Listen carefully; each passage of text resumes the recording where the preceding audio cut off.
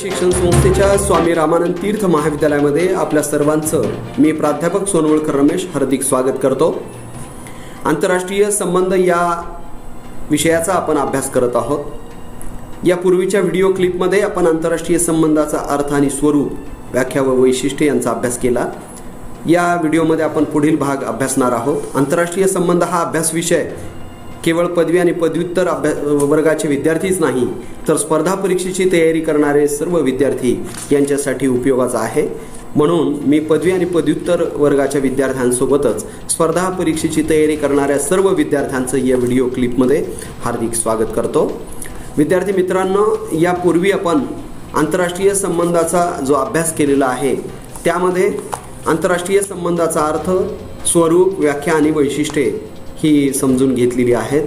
त्याचबरोबर आंतरराष्ट्रीय संबंधाच्या अभ्यासाची जी व्याप्ती आहे त्या व्याप्तीचाही आपण अभ्यास केलेला आहे।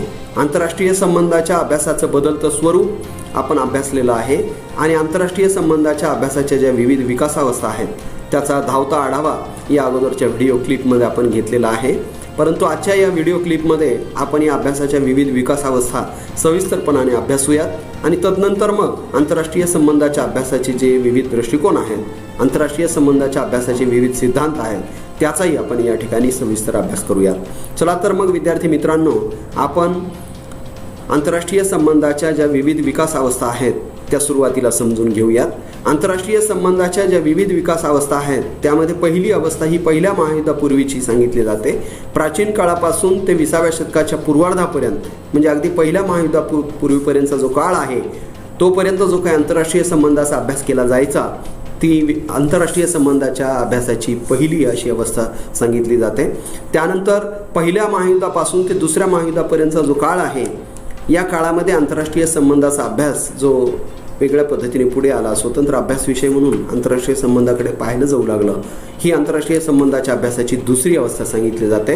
आणि दुसऱ्या महायुद्धानंतरचा जो काळ आहे, विशेषतः शीतयुद्धाचा हा जो काळ आहे, ती आंतरराष्ट्रीय संबंधाच्या अवस्थेची तिसरी अवस्था आहे। आणि शीतयुद्धोत्तर काळामध्ये आंतरराष्ट्रीय संबंधाचा अभ्यास हा चौथ्या अवस्थेमध्ये आल्याचं आपल्याला दिसून येतं। विद्यार्थी मित्रांनो, पहिल्या महायुद्धापूर्वीचा जो काही अभ्यास आहे, जी पहिली अवस्था आपण सांगतो ते पारंपरिक अभ्यासाचं स्वरूप या ठिकाणी आपल्याला या अवस्थेत दिसून येतं। या पहिल्या अवस्थेमध्ये आंतरराष्ट्रीय संबंधाचा जो अभ्यास आहे तो मुख्यत्वे वेगवेगळ्या इतिहासकारांकडून केला गेला। इतिहासकारांचं योगदान या संदर्भामध्ये अधिक महत्त्वाचं असल्याचं आपल्याला दिसून येतं। Webster, E.H. Car, Reynolds, Martin इत्यादी इतिहासकारांनी आंतरराष्ट्रीय संबंधाची मांडणी केलेली आहे। त्यामुळे आंतरराष्ट्रीय संबंधाला एक ऐतिहासिक असं स्वरूप प्राप्त झालेलं होतं। आंतरराष्ट्रीय संबंधाच्या अभ्यासाचे हे जे स्वरूप आहे हे ऐतिहासिक असल्यामुळे भूतकाळातील घटनांचं अध्ययन त्यामध्ये आपल्याला दिसून येतं। त्याचबरोबर वर्णनात्मक आणि अन्वेषणात्मक अभ्यासाची पद्धती या पहिल्या अवस्थेमध्ये अनुसरलेली आपल्याला दिसून येते। तात्विक आणि मूल्यात्मक असं स्वरूप या आंतरराष्ट्रीय संबंधाच्या अभ्यासाला होतं। त्याचबरोबर चिंतनात्मक स्वरूपाचा अभ्यास या इतिहासकारांकडून केला गेला। परंतु विद्यार्थी मित्रांनो, या पहिल्या अवस्थेमध्ये जो आंतरराष्ट्रीय संबंधाचा अभ्यास होता त्यामध्ये तुलनात्मक दृष्टिकोनाचा अभाव होता, ही बाब या ठिकाणी लक्षात घेणं आवश्यक आहे। त्याचबरोबर वर्तमान समस्या आणि वस्तुनिष्ठ दृष्टिकोन यामध्ये आपल्याला दिसून येत नाही आणि मुख्य म्हणजे समस्या सोडविण्यासाठी जी उपायात्मक मांडणी व्हायला पाहिजे ती सुद्धा या आंतरराष्ट्रीय संबंधाच्या विकासाच्या पहिल्या अवस्थेत आपल्याला पाहायला भेटत नाही। आंतरराष्ट्रीय संबंधाचा हा जो अभ्यासाची ही जी पहिली अवस्था आहे याच्यामध्ये ही जे प्राचीन परंपरागत अध्ययन पद्धती आहे या अध्ययन पद्धतीतून हा अभ्यास विषय पुढे आलेला असल्यामुळं आंतरराष्ट्रीय संबंधाचा अभ्यास विषय हा अतिशय मर्यादित आणि संकुचित स्वरूपाचा होता। केवळ शासन पातळीवरील राष्ट्रांचे परस्पर संबंध किंवा शासन संस्थांचे परस्पर संबंध एवढ्यापुरतं या अभ्यासाचं स्वरूप होतं। आंतरराष्ट्रीय संबंध म्हणजे केवळ राजनैतिक अभ्यास असंही त्याला एका दृष्टिकोनातून पाहिलं जात होतं। म्हणजे आंतरराष्ट्रीय राजकारण आणि आंतरराष्ट्रीय संबंध असं बायफर्गेशन त्या काळामध्ये आपल्याला दिसून येत नाही। म्हणून विकासाची ही जी पहिली अवस्था आहे ती पारंपरिक अध्ययनाची जी अवस्था आहे ती संकुचित, मर्यादित अशा पद्धतीची असल्याचं आपल्याला दिसून येतं। परंतु पहिल्या महायुद्धानंतरच्या काळामध्ये आंतरराष्ट्रीय संबंधाच्या अभ्यासाला स्वतंत्रपणाने सुरुवात झाली। वेगवेगळ्या विद्यापीठामधून आंतरराष्ट्रीय संबंध स्वतंत्रपणाने अभ्यासले जाऊ लागला। इंग्लंडमधील कॉलेज ऑफ वेल्समध्ये आंतरराष्ट्रीय राजकारण या विषयाच्या अभ्यासासाठी स्वतंत्र विभागाची निर्मिती करण्यात आली. त्याचबरोबर अमेरिकेतील जॉर्ज टाउन विद्यापीठामध्ये परराष्ट्र सेवेसंबंधी एका प्रशिक्षण केंद्राची स्थापना केल्याचं आपल्याला दिसून येतं. अमेरिकेतील दक्षिण कॅलिफोर्निया विद्यापीठात आंतरराष्ट्रीय संबंध नावाच्या स्वतंत्र विभागाची स्थापना 1924ला केल्याचं आपल्याला दिसून येतं. 1926ला आंतरराष्ट्रीय संबंध या विषयाचा सविस्तर अभ्यास करण्यासाठी प्रोफेसर मून यांनी एका इन्स्टिट्यूटची स्थापना केली, ज्याला आपण London institute of world affairs असं म्हणतो. भारतामध्ये सुद्धा याच धर्तीवर 1934ला इंडियन काउन्सिल ऑफ वर्ल्ड अफेअर्सची स्थापना केल्याचं आपल्याला दिसून येतं. आंतरराष्ट्रीय संबंधाचा अभ्यास अशा पद्धतीने स्वतंत्र विद्याशाखा म्हणून वेगवेगळ्या विद्यापीठामध्ये अभ्यासला जाऊ लागला. त्यासाठी वेगवेगळ्या ग्रंथांची निर्मितीसुद्धा अभ्यासकाकडून करण्यात आली. ग्रँट ह्युजेस आणि ग्रीनवूड यांनी 1916ला स्टडी ऑफ इंटरनॅशनल रिलेशन्स हे पुस्तक लिहिलं आणि लॉर्ड ब्राईस यांनी इंटरनॅशनल रिलेशन्स हे पुस्तक 1921मध्ये लिहिलेलं आपल्याला दिसून येतं. त्याचबरोबर E.A. वॉल्स या अभ्यासकाने history and nature of international relations हे पुस्तक प्रकाशित केलं. तर इंटरनॅशनल रिलेशन्स हे प्राध्यापक ब्यूल यांचं पुस्तक 1925ला प्रकाशित झालं. आत्ताच मी सांगितल्याप्रमाणे प्रोफेसर मून यांनी आंतरराष्ट्रीय संबंधाचा जो सिलेबस आहे, अभ्यासक्रम आहे, त्यावर आधारित एक पुस्तक लिहिलं, सिलेबस ऑन इंटरनॅशनल रिलेशन्स, आणि हे 1926 साली प्रकाशित झालेलं आहे. अशा पद्धतीने आंतरराष्ट्रीय संबंधाचा अभ्यास हा स्वतंत्र विद्याशाखा म्हणून होऊ लागला. आंतरराष्ट्रीय संबंधाचा अभ्यास विषय निर्माण करण्यात आला. त्या अंतर्गत विविध घटक उपघटकांची योजना करण्यात आली आणि आंतरराष्ट्रीय संबंधाच्या अभ्यासाला अशा पद्धतीने एक स्वतंत्र अभ्यास विषय म्हणून स्थान मिळालेलं आपल्याला दिसून येतं. पहिल्या महायुद्धाच्या नंतर वुड्रो विल्सन अमेरिकेचे तत्कालीन राष्ट्राध्यक्ष यांनी अमेरिकन काँग्रेसमध्ये जो 14 कलमी शांततेचा प्रस्ताव मांडलेला होता, त्या प्रस्तावातून पुढे राष्ट्रसंघाची निर्मिती झाली आणि जगातील सर्वच राष्ट्रांना युद्ध ही परवडणारी बाब नाही, आपण शांतता आणि परस्पर सहकार्य व समन्वयाचं धोरण स्वीकारलं पाहिजे, ही बाब प्रकर्षानं जाणवली. म्हणजे हे जे काही आंतरराष्ट्रीय पातळीवरील आणि आंतरराष्ट्रीय राजकारणातील बदल झालेले आहेत, या सर्व बदलांचा अभ्यास या दुसऱ्या अवस्थेमध्ये केला गेला. लोकशाही मूल्यांचा प्रसार या काळामध्ये झाला. लोकमताचं महत्त्व वाढलं, याचाही अभ्यास या दुसऱ्या अवस्थेमध्ये झाल्याचं आपल्याला दिसून येतं. आंतरराष्ट्रीय कायद्याचं महत्त्व त्या काळात राष्ट्रांना जाणवलं. परस्परात झालेले जे तह आहेत, करार आहेत किंवा जे निर्माण केलेले नियम आणि कायदे आहेत, त्याचं पालन केलं तर सर्वच राष्ट्रांना या ठिकाणी स्थैर्य शांतता लाभणार आहे, हे सर्वच राष्ट्रांनी लक्षात घेतल्यामुळे आंतरराष्ट्रीय कायद्याचं महत्त्व वाढलेलं आपल्याला दिसून येतं. आंतरराष्ट्रीय संबंधाचा अभ्यास हा स्वतंत्रपणाने होऊ लागला. वेगवेगळ्या नवीन घटना घडामोडी घडल्या. राष्ट्रसंघाची निर्मिती असेल, आंतरराष्ट्रीय कायद्याची निर्मिती असेल आणि वेगवेगळ्या राष्ट्रांमधील जे पारस्परिक करार आहेत, उदाहरणार्थ पॅरिस करार असेल, लोकार्नो करार असेल, आंतरराष्ट्रीय शांतताविषयक अनेक जे करार पुढे आलेले आहेत, या सर्व करारांना या ठिकाणी महत्त्व आलेलं आहे आणि या सर्व गोष्टींचा अभ्यास आंतरराष्ट्रीय संबंधामध्ये आलेला असल्यामुळे आंतरराष्ट्रीय संबंधाच्या अभ्यासाची व्याप्ती ही वाढल्याचं आपल्याला दिसून येतं. आंतरराष्ट्रीय संबंधाच्या अभ्यासामध्ये एक गतिमानता आल्याचं आपल्याला दिसून येतं. वेगवेगळ्या विद्यापीठामधून विद्याशाखा निर्माण झाल्या. वेगवेगळे अभ्यासक, विचारवंत आंतरराष्ट्रीय संबंधाचा अभ्यास करू लागले. स्वतंत्र अभ्यास विषय म्हणून आंतरराष्ट्रीय संबंधाला एका शास्त्रीय विषयासारखं महत्त्व प्राप्त झालं आणि वेगवेगळ्या ग्रंथांची निर्मिती झाल्याचं तर आपण पाहिलेलंच आहे. तर अशा पद्धतीने आंतरराष्ट्रीय संबंधाच्या या दुसऱ्या अवस्थेमध्ये आंतरराष्ट्रीय संबंध हे बऱ्यापैकी विकसित झाल्याचं आपल्याला दिसून येतं. आंतरराष्ट्रीय संबंधाची जी तिसरी अवस्था आहे ती शीतयुद्धकालीन अवस्था आहे. साधारणपणे दुसऱ्या महायुद्धाच्या नंतर 1945 ते 1990 या काळामध्ये आंतरराष्ट्रीय संबंधाचा अभ्यास तिसऱ्या अवस्थेमध्ये पोहोचल्याचं आपल्याला दिसून येतं. संयुक्त राष्ट्रसंघाची निर्मिती झाली आणि संयुक्त राष्ट्रसंघाने शांततेसाठी पुढाकार घेतला. त्याचबरोबर मानवी अधिकाराची जपणूक करण्यासाठी सुद्धा संयुक्त राष्ट्रसंघाकडून प्रयत्न केले गेले. मानवाधिकार आयोगाची स्थापना केली गेली. 10 डिसेंबर 1948ला मानवी अधिकाराची घोषणा करण्यात आली. संयुक्त राष्ट्रसंघाचं हे जे कार्य आहे आणि संयुक्त राष्ट्रसंघाचं उद्दिष्ट, स्वरूप, रचना आणि त्यांची भूमिका या सर्व गोष्टीचा अभ्यास आंतरराष्ट्रीय संबंधामध्ये नव्याने होऊ लागला. दुसऱ्या महायुद्धानंतरच्या काळामध्ये अनेक राष्ट्रांचं निर्वसाहतीकरण घडून आल्याचं आपल्याला माहीत आहे. त्यातून नवीन राष्ट्रराज्य निर्माण झाले. अनेक राष्ट्र स्वतंत्र झाले आणि स्वतंत्र झालेल्या या नवीन राष्ट्रांच्या शासन संस्था ह्या आंतरराष्ट्रीय पातळीवर आपली भूमिका घेऊ लागल्या. त्यामुळे नव्याने निर्माण झालेले हे राष्ट्र जागतिक पातळीवर राष्ट्रांची संख्या वाढली. जागतिक पातळीवर राष्ट्रातील परस्पर संबंधामध्ये एक व्यामिश्रता आणि व्यापकता आल्याचं आपल्याला दिसून येतं. याच दरम्यान अमेरिका आणि रशिया या महासत्तांचा उदय या दुसऱ्या महायुद्धाच्या दरम्यान झाल्याचं आपल्याला माहीत आहे. या महासत्तांच्या उदयासोबतच जागतिक पातळीवर सत्ता संघर्ष पुढे आल्याचं आपल्याला दिसून येतं. त्याचबरोबर अमेरिका प्रणित उदारमतवादी लोकशाही आणि रशिया प्रणित साम्यवाद या विचारसरणीमध्ये मोठ्या प्रमाणावर संघर्ष हा दुसऱ्या महायुद्धानंतर झालेला आहे. तर हा विचारसरणीतील संघर्ष असेल, महासत्तांमधील परस्पर सत्ता संघर्ष असेल, याचा अभ्यास या तिसऱ्या अवस्थेमध्ये मोठ्या प्रमाणावर केला गेला. पहिल्या महायुद्धानंतर आणि दुसऱ्या महायुद्धानंतर जागतिक पातळीवर जे काही अण्वस्त्र निर्मितीची प्रक्रिया पुढे आलेली आहे, विशेषतः दुसऱ्या महायुद्धानंतर सर्वच राष्ट्रांनी अण्वस्त्र निर्मितीचे प्रकल्प हे घेतलेले आहेत आणि त्यातून आण्विक शस्त्रांची निर्मिती झालेली आहे. तर या आण्विक शस्त्राच्या निर्मितीमुळे जे शस्त्रास्त्र स्पर्धा पुढे आली आणि तदनंतर शस्त्र नियंत्रणाचं आणि निशस्त्रीकरणाचं एक महत्त्व जागतिक पातळीवर पुढे आल्यामुळं या संकल्पना पुढे आल्या. तर या सर्व गोष्टींचा अभ्यास या तिसऱ्या अवस्थेमध्ये, आंतरराष्ट्रीय संबंधाच्या या तिसऱ्या अवस्थेमध्ये केला गेला. संयुक्त राष्ट्रसंघाने जे काही मानवतावादी आणि शांततावादी धोरण स्वीकारत नवीन वैश्विक मूल्य जगाला दिली, त्या वैश्विक मूल्यांची निर्मिती या तिसऱ्या अवस्थेमध्ये झालेली असल्यामुळे आंतरराष्ट्रीय संबंधाच्या अभ्यास विषयात त्याचाही समावेश झाल्याचं आपल्याला दिसून येतं. दुसऱ्या महायुद्धानंतर महासत्तांच्या परस्पर सत्ता संघर्षामध्ये नव्याने स्वतंत्र झालेल्या राष्ट्रांना या गटवादी राजकारणात आणि सत्ता संघर्षात सहभागी होणं परवडणारी बाब नव्हती. त्यामुळे त्यांनी या सत्ता संघर्षापासून आणि गटवादी राजकारणापासून दूर राहण्याचं ठरवलं आणि अलिप्ततावादी राष्ट्रांचा एक वेगळा गट जागतिक पातळीवर पुढे आला आणि त्यामुळे अलिप्ततावादी राष्ट्राच्या या गटाचा, त्यांच्या राजकारणाचा आणि त्यांच्या चळवळीचा अभ्यास हा आंतरराष्ट्रीय संबंधामध्ये होऊ लागला.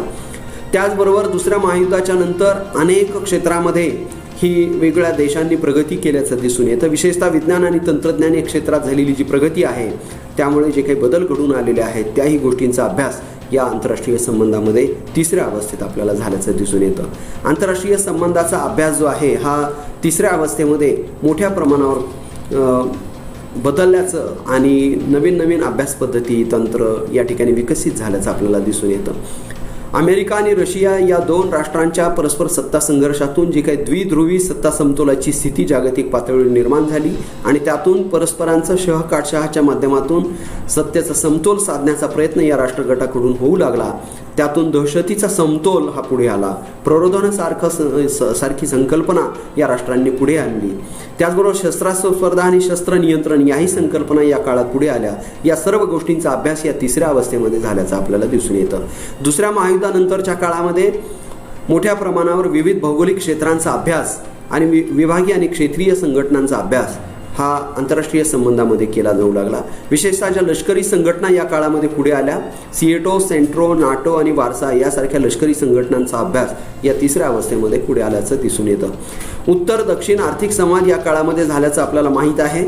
विकसित राष्ट्रांनी विकसनशील राष्ट्रांची जे काही परस्पर संवाद सुरू केलेले आहेत, त्यातून या दोन वेगवेगळ्या प्रकारच्या वैशिष्ट्य असलेल्या राष्ट्रांमधील पारस्परिक संबंधांचा अभ्यास या तिसऱ्या अवस्थेमध्ये आंतरराष्ट्रीय संबंधात झाल्याचं आपल्याला दिसून येतं. आंतरराष्ट्रीय संबंधाचा अभ्यास करणारे नवीन दृष्टिकोन या दुसऱ्या महायुद्धानंतरच्या काळात पुढे आले. विशेषतः वर्तनवाद असेल, वैज्ञानिक दृष्टिकोन असेल किंवा आणखी अन्य नवीन दृष्टिकोन या दुसऱ्या महायुद्धानंतरच्या काळात पुढे आलेले आहेत. हे एक बदललेलं जे काही अभ्यासाचं स्वरूप आहे हे आपण या ठिकाणी लक्षात घेण्याची गरज आहे. त्यानंतरचा जो काही आंतरराष्ट्रीय संबंधाच्या अभ्यासाचा चौथा टप्पा आहे, जी चौथी अवस्था आहे ती म्हणजे शीत युद्धोत्तर काळातील आंतरराष्ट्रीय संबंध. 1990च्या जवळपास सोव्हिएत रशियाचं पतन झाल्याचं आपल्या सर्वांना माहीत आहे. त्यातून जागतिक पातळीवर जो काही द्विध्रुवी राजकारणाचा पट होता तो आता एकध्रुवी राजकारणाने त्याची जागा घेतली. अमेरिका ही सुपर पॉवर नेशन म्हणून एकमेव जागतिक महासत्ता जगामध्ये उरली आणि अमेरिकेचा हस्तक्षेप वेगवेगळ्या क्षेत्रामध्ये वाढला. त्यातून अमेरिकेचं एकध्रुवी राजकारण पुढे आल्याचं आपल्याला दिसून येतं. या काळामध्ये मोठ्या प्रमाणावर दहशतवादी कृत्य किंवा वेगवेगळ्या राष्ट्रांमध्ये वांशिक संघर्ष वाढल्याचं आपल्याला दिसून येतं. 90च्या दशकामध्ये वेगवेगळ्या देशांमध्ये हे वांशिक संघर्ष झाल्याचं आपण पाहतो.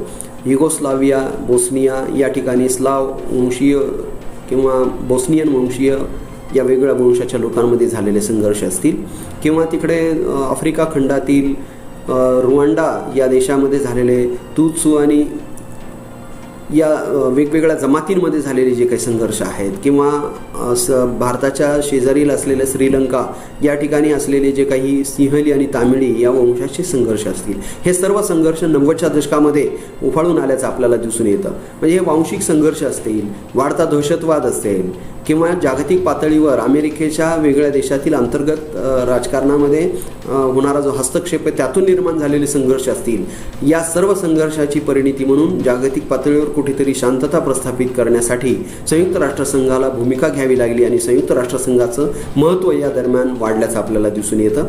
आणि याचा अभ्यास मग आंतरराष्ट्रीय संबंधाच्या या चौथ्या अवस्थेमध्ये झालेला आपण पाहतो. आर्थिक आणि व्यापारी संघटनांनाही याच काळामध्ये महत्त्व आल्याचं आपल्याला दिसून येतं. 1990 नंतरच्या काळामध्ये जागतिकीकरण, खाजगीकरण आणि उदारीकरण या प्रक्रियांना वेग आला.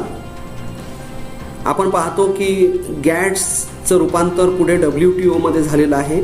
जागतिक व्यापार संघटना निर्माण झालेली आहे आणि उद्योग व्यापार हा मोठ्या प्रमाणावर देशाच्या सीमेच्या बाहेर प्रवाहित झाला. म्हणजे क्रॉस द बॉर्डर हे मनुष्यबळ असेल, श्रम असेल किंवा भांडवल असेल, हे प्रवाहित झाल्याचं आपल्याला दिसून येतं. ही जागतिकीकरणाची जी प्रक्रिया आहे त्यातून सर्व जग हे जवळ आणलेलं आहे. राष्ट्राराष्ट्रातील परस्पर संबंध दृढ झालेले आहेत आणि राष्ट्राराष्ट्रातील संबंधांमध्ये व्यामिश्रता आलेली आहे. या सर्व गोष्टींचा परिणाम जागतिक राजकारणावर आणि आंतरराष्ट्रीय संबंधावर झालेला आहे आणि याचा अभ्यास या चौथ्या अवस्थेमध्ये होताना आपल्याला दिसून येतो.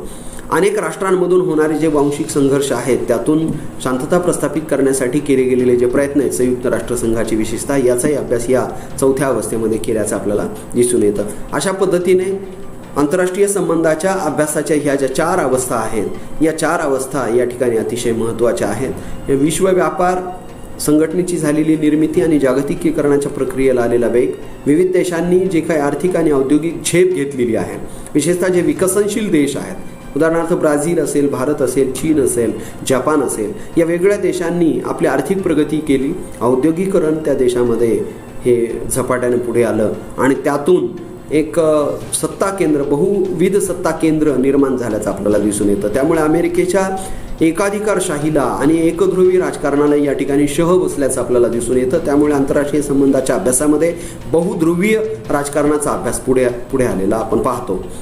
त्याचबरोबर पर्यावरणीय प्रश्न असतील, दहशतवाद असेल, स्त्रियांचे प्रश्न असतील, मानवी हक्क, मानवी अधिकाराची जपणूक, हे सर्व प्रश्न या 1990 नंतरच्या काळामध्ये जागतिक पातळीवर पुढे आले आणि या सर्व प्रश्नांचा अभ्यास आंतरराष्ट्रीय संबंधामध्ये होताना आपण पाहतो.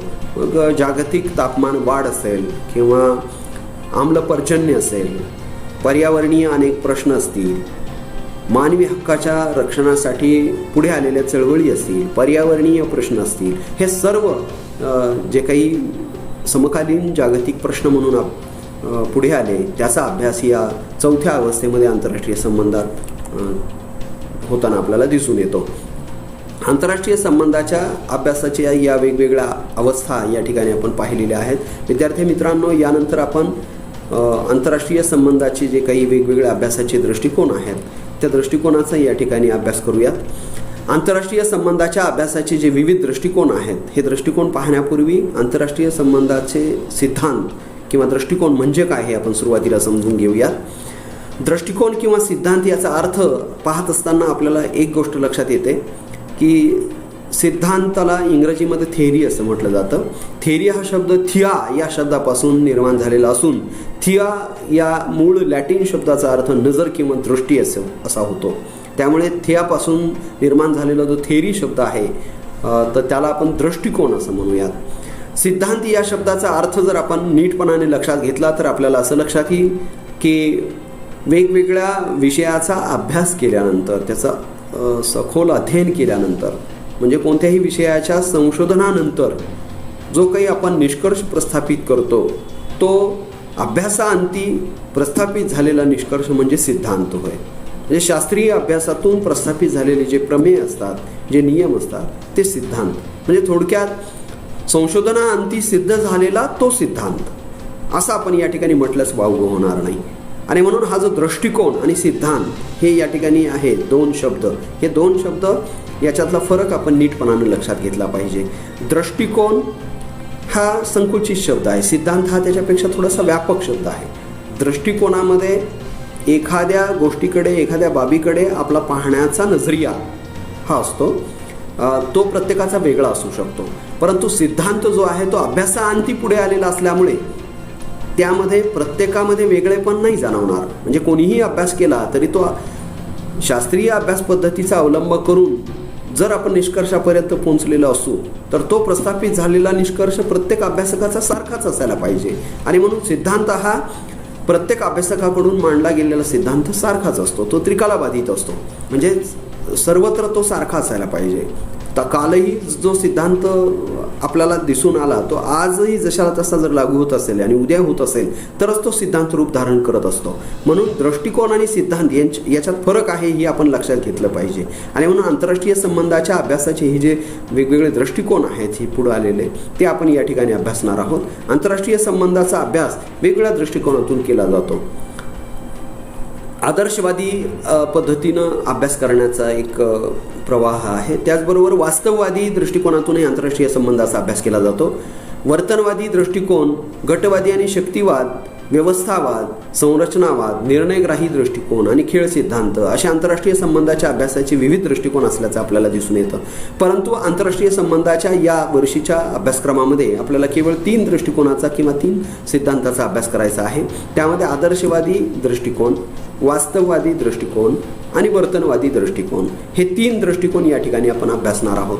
आता आदर्शवाद म्हणजे नेमकं काय आहे तर तत्व, मूल्य आणि चिंतन यावर आधारलेला जो दृष्टिकोन आहे त्याला आदर्शवाद असं म्हणतात. यात कल्पनाशक्तीला महत्त्व दिलेलं असतं. जागतिक शांतता आणि मानवतावाद याला आदर्शवाद महत्त्व देतो आणि आदर्शवादामध्ये युद्ध आणि संघर्ष याला विरोध केलेला असतो. सत्ता संघर्ष आणि शस्त्रास्त्र स्पर्धेला आदर्शवाद विरोध करतो. त्याचबरोबर मानक राष्ट्रीय आणि आंतरराष्ट्रीय व्यवस्थेचा पुरस्कार आदर्शवाद्यांकडून केला जातो. परस्पर सहकार्य आणि साहचर्य यास आदर्शवादी महत्त्व देतात. तर साम्राज्यवाद, विस्तारवाद, वसाहतवाद आणि वंशवाद याला आदर्शवादी विचारवंत विरोध करतात. चर्चा, संवाद आणि परस्पर विश्वास यावर आधारलेला हा दृष्टिकोन आहे. ही बाब या ठिकाणी आपण लक्षात घेण्याची आवश्यकता आहे. त्यानंतर वास्तववाद हा एक नवीन दृष्टिकोन जो पुढे आलेला आहे. विशेषतः पहिल्या महायुद्धाच्या नंतर आणि दुसऱ्या महायुद्धाच्या नंतर हा वास्तववादी दृष्टिकोन पुढे आल्याचं आपल्याला दिसून येतं.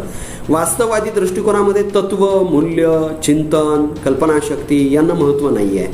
तर त्या ठिकाणी वस्तुनिष्ठ दृष्टिकोनाचा अवलंब केला जातो. म्हणजे वस्तुनिष्ठतेला महत्त्व आहे. ॲज इट इज किंवा यथा तथा, जसं आहे तसं स्वीकारणं. म्हणजे प्रत्यक्ष अनुभूतीच्या आधारावर आम्ही सत्य ते स्वीकारू, हा जो दृष्टिकोन आहे हा वस्तुनिष्ठ दृष्टिकोनाचा पुरस्कार करणारा हा विचार आहे. वस्तुनिष्ठ किंवा वास्तववादी दृष्टिकोनामध्ये युद्ध आणि संघर्ष हे अटळ आहे, हे गृहीत धरलेलं आहे. त्यासाठी आपण तयार राहिलं पाहिजे असा हा दृष्टिकोन सांगतो. सत्ता संघर्ष आणि शस्त्रास्त्र स्पर्धेला हा दृष्टिकोन एक वास्तव म्हणून स्वीकारतो आणि त्यामुळे आपण आपल्या राष्ट्राचं संरक्षण करण्यासाठी, राष्ट्राचं हित संरक्षित करण्यासाठी आपलं सामर्थ्य बळ वाढवलं पाहिजे असा हा वास्तववादी दृष्टिकोन सांगतो. म्हणजे शस्त्रबळ आणि सामर्थ्य वाढविण्यावर भर देणारा आणि राष्ट्रहित आणि राष्ट्रसत्ता याला महत्त्व देणारा हा दृष्टिकोन आहे. वास्तववादी दृष्टिकोन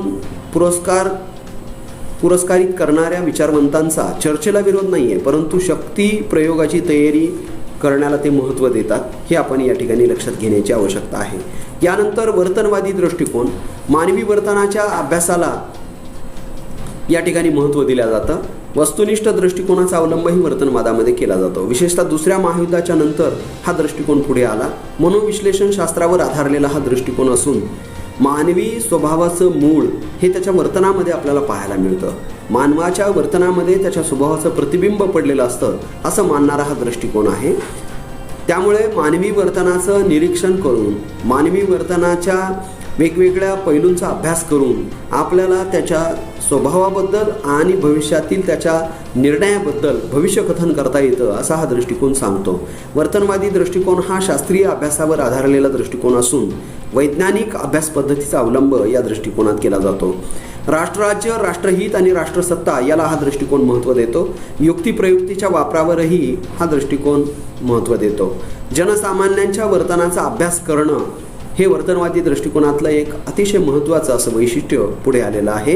म्हणजे केवळ राष्ट्रप्रमुख, पॉलिटिकल इलाइट यांच्या वर्तनाचा अभ्यास करूनच एखाद्या राष्ट्राची भविष्यातील भूमिका लक्षात घ्यायची नाही, तर त्या देशातील जनसामान्यांच्या राजकीय वर्तनाचा अभ्यास करून सुद्धा एखादा देश भविष्यकाळात कोणती भूमिका घेईल, भविष्यकाळात कोणत्या दिशेला तो जाईल हे बघितलं जातं किंवा त्या संदर्भात अंदाज वर्तविला जातो. म्हणून जनसामान्यांच्या वर्तनाचा अभ्यास या वर्तनवादी दृष्टिकोनानं पुढं आणलेला आहे.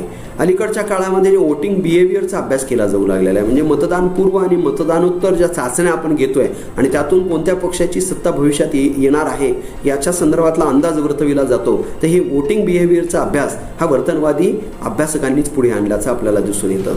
वर्तनवादी अभ्यासकांनी अभ्यासाचे विविध तंत्र पुढे आणले, अभ्यासाच्या विविध पद्धती विकसित केल्या आणि वेगवेगळी तत्व मूल्य त्यांनी अभ्यासामध्ये अनुसरलेली आहेत. त्यामुळे अभ्यासाची व्याप्ती या ठिकाणी वाढलेली आहे आणि वर्तनवादी दृष्टिकोनातून आंतरराष्ट्रीय संबंधाचा अभ्यास केला जाऊ लागलेला आहे. अशा पद्धतीने आजच्या या तासिकेमध्ये आपण आंतरराष्ट्रीय संबंधाच्या अभ्यासाचे हे जे वेगवेगळे 3 सिद्धांत या वर्षीच्या अभ्यासात आहेत ते अभ्यासलेले आहेत. या 3 सिद्धांताचा आपल्याला सर्व सखोल अगदी सविस्तरपणाने अभ्यास करायला लागणार आहे. त्यासाठी आपण पुढच्या व्हिडिओमध्ये पुनश्च भेटूयात. तोपर्यंत या ठिकाणी आपण थांबूयात. सर्वांचे मी या व्हिडिओमध्ये आपण प्रतिसाद दिल्याबद्दल हार्दिक धन्यवाद व्यक्त करतो आणि सर्वांना या कोविड-19च्या पार्श्वभूमीवर घरी राहण्याचा, सुरक्षित राहण्याचा सल्ला देतो. पुन्हा भेटूया आपण पुढच्या व्हिडिओमध्ये. तोपर्यंत सर्वांचे धन्यवाद. थँक्यू.